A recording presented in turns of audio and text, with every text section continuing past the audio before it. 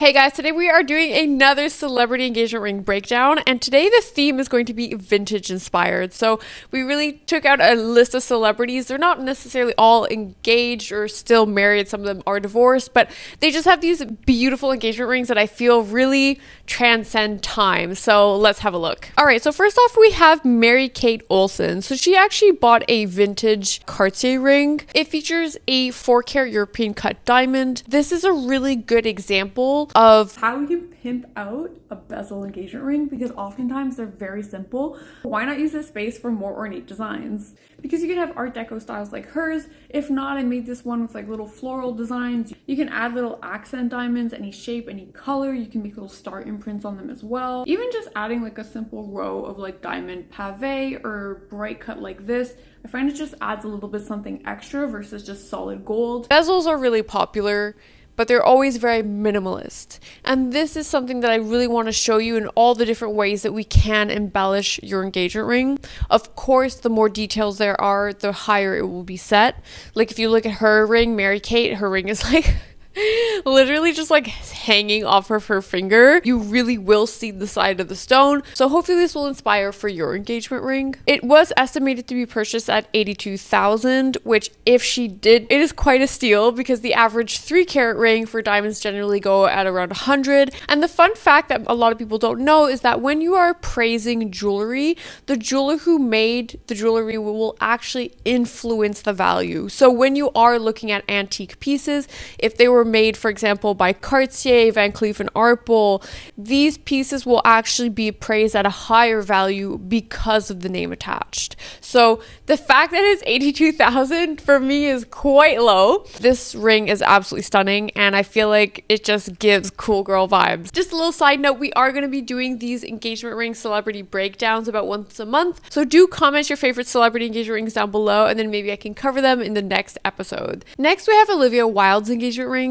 I want to show you this style of halo because as a jeweler, fabrication side of it is actually quite complex, even as though it looks very simple. So first off, what is it? It is a 3-carat diamond, and it has a emerald halo set on a white gold band with a yellow gold setting for the top.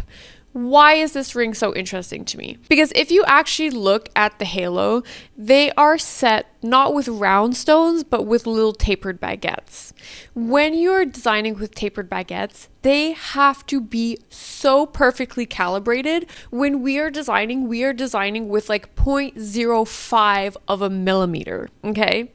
So everything needs to be cut to precision. This means that it's a calibrated stone, which means that it's harder to find, which means that there's a 30% markup on each individual stone versus a non-calibrated stone. So automatically these styles of rings will have a lot more value because of this calibration.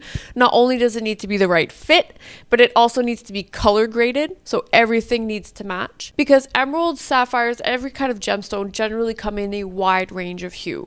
Like if you look at these two emeralds, they're both emeralds, but we have a very saturated color next to a very pale color, right? We even have one that's more opaque next to one that is more, translucent. This is really something that adds a lot of complexity. You also have the same level of clarity, right? So you don't want any imperfections that are visible within the stone. So these kinds of rings, they do take quite a bit of time. Even though it looks very simple, very minimalist, the fabrication side is quite complex, and that is why the ring is estimated anywhere between 80 to 100. I'm gonna guess it's in the 100 for sure, just because of the baguettes. So I definitely like this ring. I think it suits her so well. The marriage never ended up going through. It was quite a messy divorce, but at least there was a beautiful ring out of it.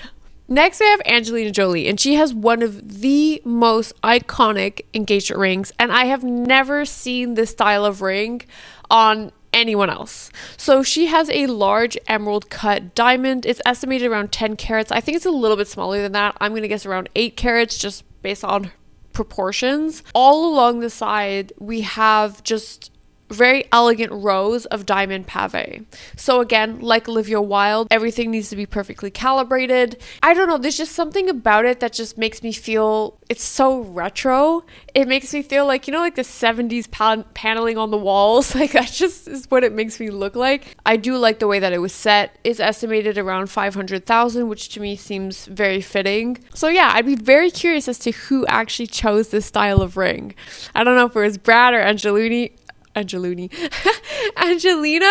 but they definitely have style because it's one of the most unique rings in Hollywood. Next, we have Jackie Kennedy's engagement ring. So the original ring, so she actually had it redesigned later in the marriage. The original ring featured one emerald around the 2.8 carat range and one diamond emerald cut as well in the 2.8 carat range. So the original ring was estimated at 1 million. Today it's estimated, I guess, with inflation and maybe, you know, the rarity of the ring itself is estimated around 20 million.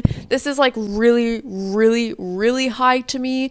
You know, if you were just looking at the diamonds, you know, a 2.8 carat with a 2.8 emerald, I honestly wouldn't have guessed over, let's say, 400, maybe 500,000. So the fact that it went up to 1 million, for me, I think it's really the fact of like who it belongs to, which is driving up the value. Like if this went into like an estate sale, the fact that it's, you know, Jackie Kennedy and JFK's ring, obviously that's going to add a lot of value, right? It's basically priceless. So I think that that's maybe the angle that they were taking when evaluating it at 20 million. The interesting thing is that she also redesigned this ring. So if you look at the original ring, it's very simple. And then later on in life, she actually added approximately 12 diamond marquise onto the original setting. Do you prefer the original, a little bit more minimal, or do you prefer the one with the marquise? I kind of actually like the one with the marquise. I feel like by itself, not being worn, it's like okay, but I find there's something really attractive of when she's wearing it. It just suits her so well with the additional marquise. It looks very feminine, so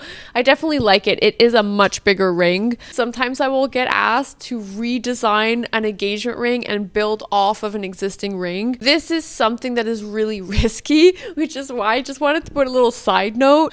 Most of the time, it never ends up looking clean, so I always recommend redesigning from scratch with the existing materials over building on top of it, because usually it never ends up looking this good. It always ends up looking like a Frankenstein because you're building off of something and trying to make it work. So don't take this as an example of like what we can do, okay? Next, we have Pippa Middleton. This is the kind of style that I feel is really iconic, classic. I don't think this ring will ever go out in style. And I just love the fact that we see metal, okay? For so long, you know, I think this is kind of out of style now, but for the last 5 years, everything was like diamond pave. All the designs you had to see no metal. Everybody wanted thin as possible, as maximum as diamond seen as possible. Her engagement ring is a very excellent use of metal and the things that we can do. You know, not only do we have the halo itself that is set in like a bright cut setting, so framed, but they also use metal in between the diamonds to really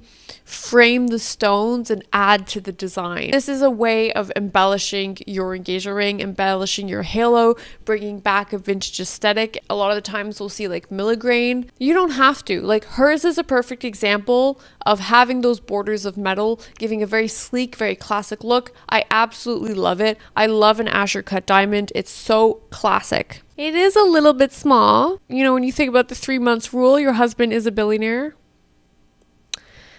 Just gonna put that out there. But yeah, we also have a lot of short form content on our social media. So if you do like, you know, those 1 minute, 2 minute wrap up, you can head on over to our TikTok, Dominique Flux, or our Instagram. So I hope to see you there. My name is Dominique Flux. I've been a custom jewelry designer for, I don't know, over a decade at this point. If you are looking to create a custom engagement ring, you can always just send me a DM. My email links are down below. And if not, thanks for watching. Bye.